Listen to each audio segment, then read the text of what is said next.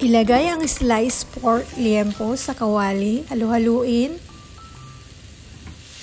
Lagyan ng asin, ground black pepper.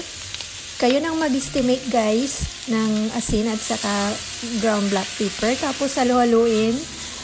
Pag medyo okay na, lalagyan ng tubig. Tapos haluin. Tatakpan. Pakukuluan ng 10 minutes. Tapos halu-haluin. So every 10 minutes ay halu-haluin guys hanggang mawala yung tubig at maprito yung karne sa kanyang sariling mantika. Sa mga viewers, shout out sa inyong lahat at sa aking mga subscribers. Thank you for your support guys. At sa mga hindi pa nag-subscribe, please subscribe to my YouTube channel. Thank you. Diyan na guys, sisit aside ko na. Tapos, bawasan yung mantika kasi sobrang madami. Tapos, ilagay yung sibuyas sa bawang.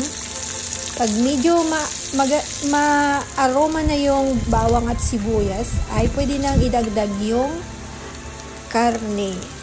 Ayan. At saka lagyan natin ng tubig.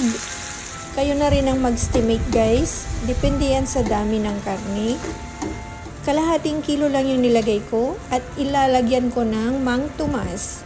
Spicy yung nilagay kong Mang Tomas guys. Kalahati lang. Tapos halu-haluin. At dagdagan ng bay leaf.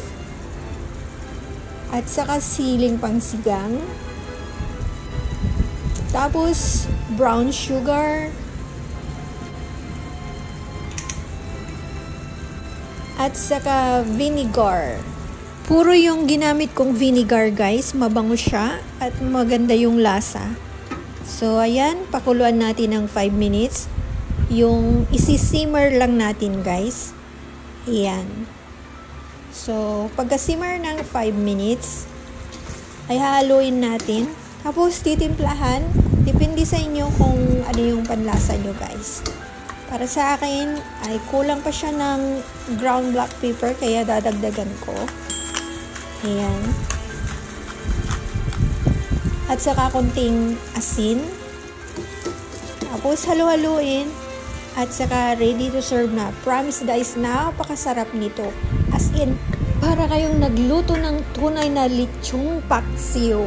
Ang lasa talaga, as in, masarap. Promise. So, salamat guys. Thank you for watching. See you next time. Bye. Love you all. God bless.